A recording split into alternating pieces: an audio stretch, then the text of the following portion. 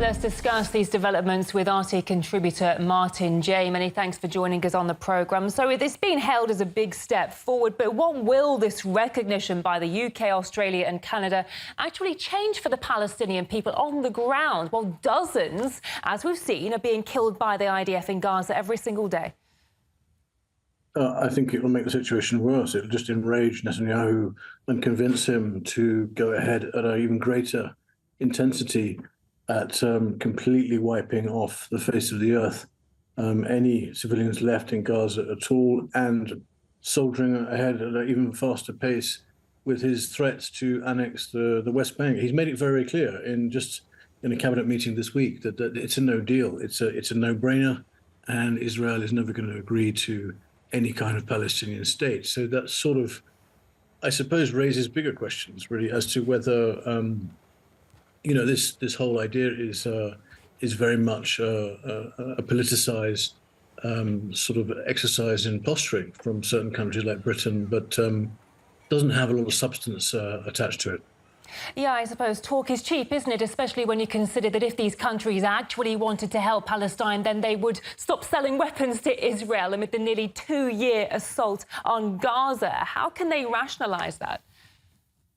Well, they can't. It's very easy for many of these countries, including Britain, to pretend that they are somehow working partners of Israel and not sort of joined at the hip, and that they have certain freedoms and liberties and are able to express their political ideas. Whereas in reality, the relationship is incredibly servile.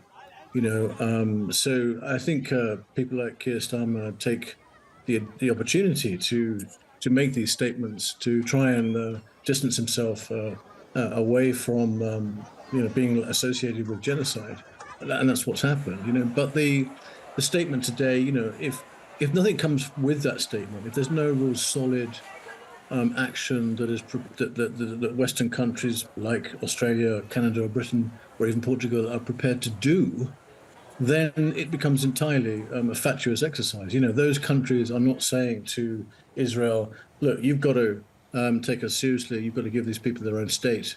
And under international law, Convention of 1933, that means recognizing international borders of West Bank and Gaza. If those countries are not saying this has to be done, otherwise we will impose sanctions, we will impose arms embargoes, we will allow boycotts on an official and unofficial level to happen. They're not saying that, and we're not hearing that.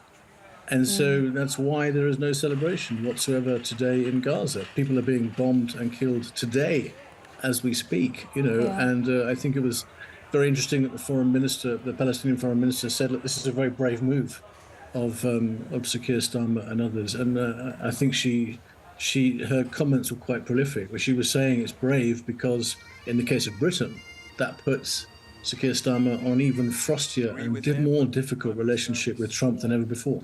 Interesting, though, wasn't it, that Keir Starmer waited for Donald Trump to leave the UK before making the announcement on Palestine? Why do you think that was?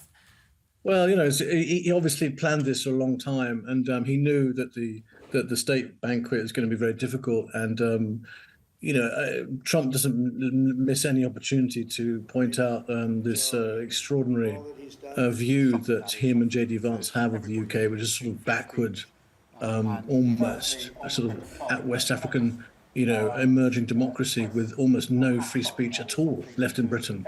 3,000 people being arrested every year just for posting on social media. So I think that was going to be always going to be very difficult and very embarrassing for him. But he's also rather foolishly backing himself into a corner and trying to score little points, with the Trump administration, which is only going to be, worse off for him. It's not only Israel and America that are obviously going to not allow this idea to gather any momentum. It's also countries like Germany and Japan, we should never forget. So it's not like it's entirely America and Israel. But I think we can't really take these gestures very seriously. They don't come up with anything solid, and I think the timing of this was somewhat pathetic to do it a few days after Trump had come across and done what he needed to do with the royal family. Yeah, a few days ago we saw Trump passing Keir Starmer on the back. What do you think we can expect now? Do you think there'll be any blowback from Washington over this recognition? Well, there might be. You know, you can never predict what Donald Trump will do. He's so capricious, he's so unpredictable, and he's so sensitive. And he may well take this as a real attack. You know, look, the only thing that really matters when we talk about statehood of Palestine are the 5 countries of the UN Security Council. You know, Russia, China, France, Britain, and America. Those are the only countries that matter. And you can bet your grandmother's savings that America is going to veto any idea of a single state for Palestine. Many thanks for speaking to us. Now, Sati contributor Martin J. Thank you very much.